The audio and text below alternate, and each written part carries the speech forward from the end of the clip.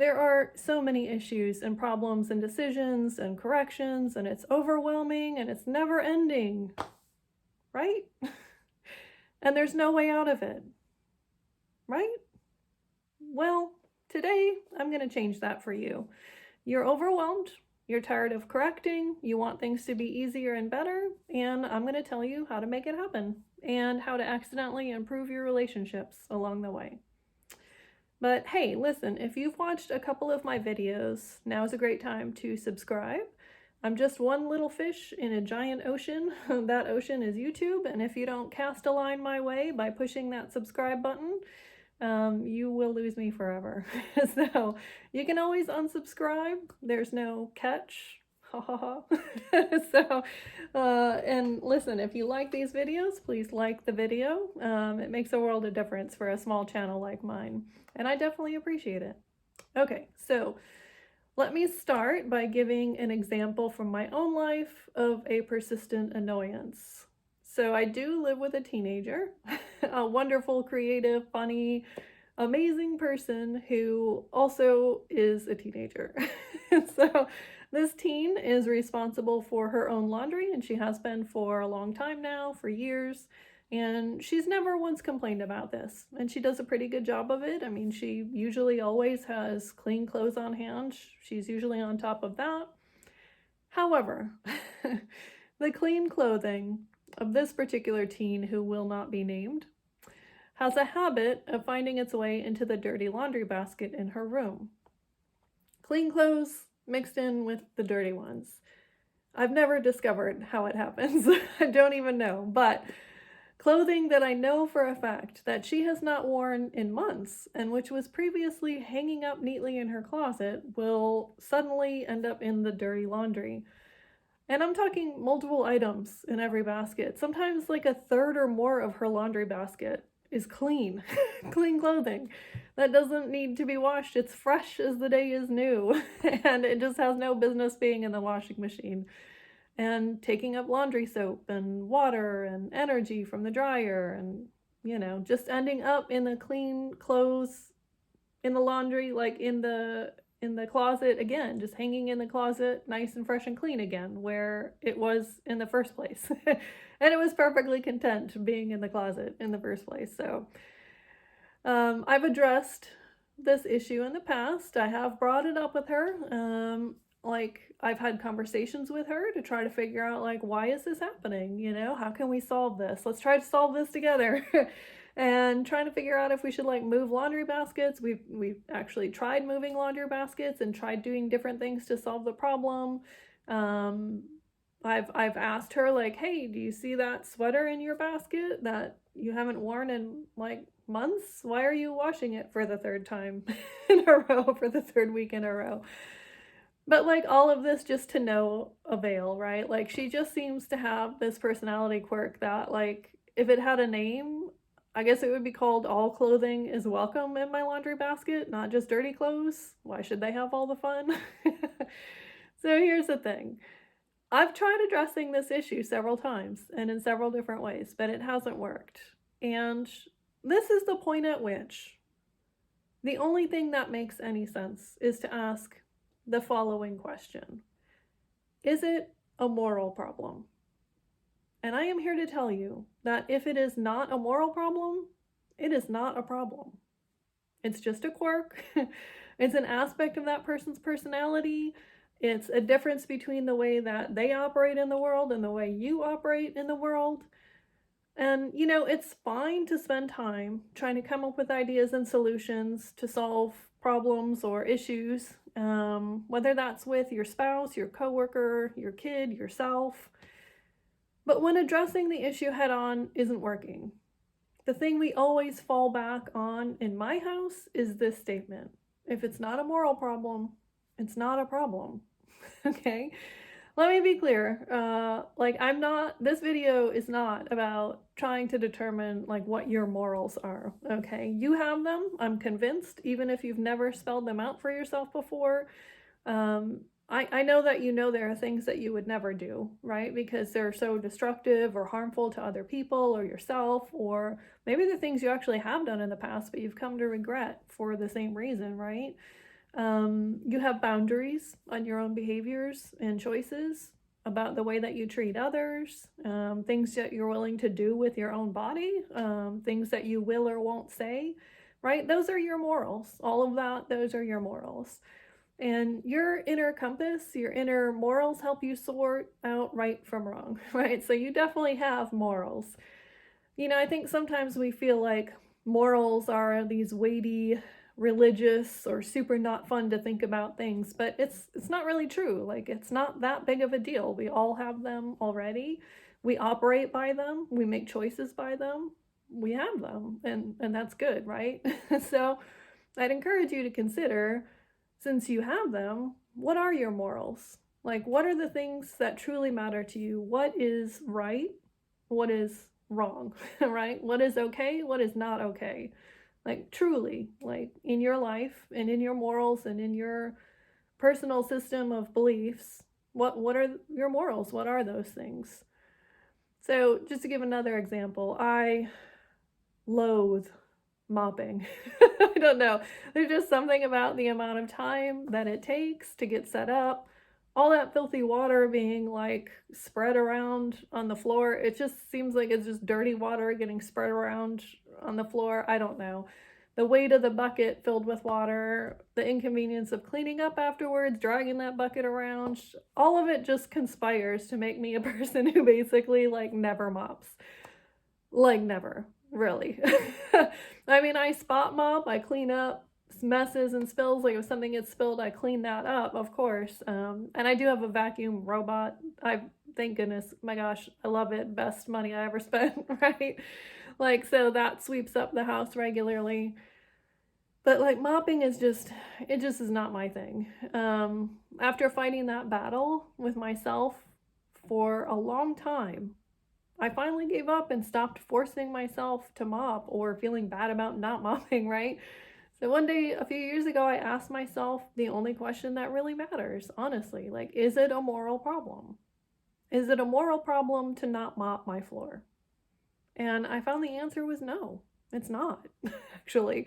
Because no one is going to get hurt, right? No one even knows, to be honest, like, except you and the entire internet now. So hi internet. I don't mop my floor. Okay. But listen, no one has ever walked into my house and been like, wow, Teresa, uh you really need to mop your floor. Like, no one's ever said that. No one's ever noticed, really. And I'm not destroying my relationships with other people by not mopping. I'm not like crushing the spirit of somebody by not doing it. Except maybe myself, right? By making myself feel guilty for years for not mopping enough before I just decided to give it up altogether, at least for this season of life. I'm sure I'll mop again one day, or I'll buy a robot mopping thing if I ever feel like spending that kind of money, but for now, it actually is just fine. No one notices, no one cares. So, what's happened is that all of this energy that I was giving over to that battle and that nagging guilt that I would feel about that issue has been transformed into energy for my relationships. Freedom, lightness, serenity, you might say. And now I can laugh about it, right?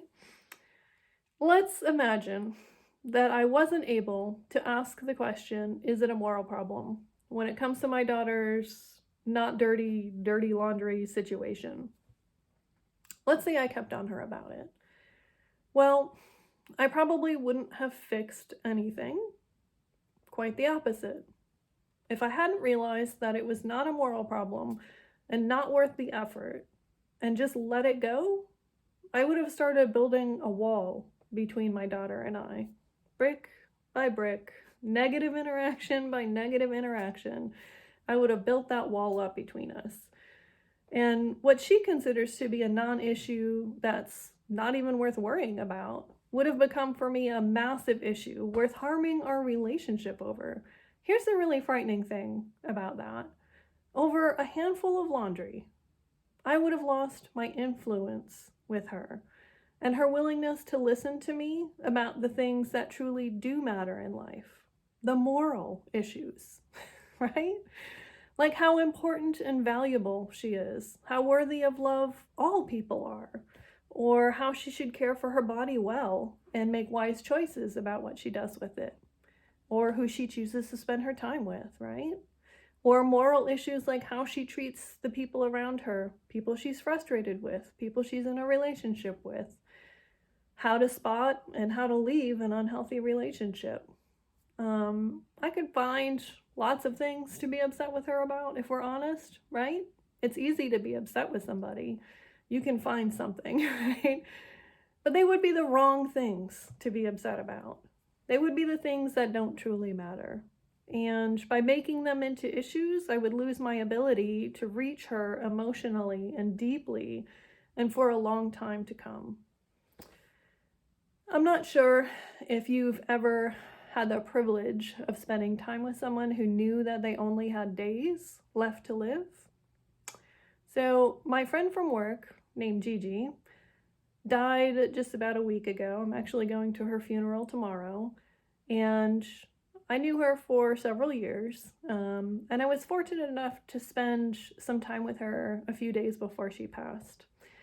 And Gigi has always been a firecracker, right? Like, just this tiny woman. I think she was in her late 60s, maybe in her 70s, hard to know. But she didn't take nonsense from anyone. She had such a spirit in her, like she just wasn't that kind of person, right? But she was a character. She loved to laugh. She grew up in the Philippines, but she loved America, loved American culture.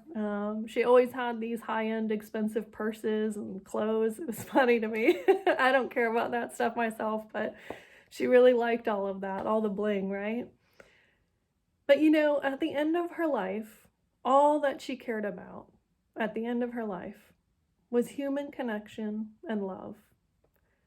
All of the distractions of daily life, right? What we falsely call real life, all of that had fallen away.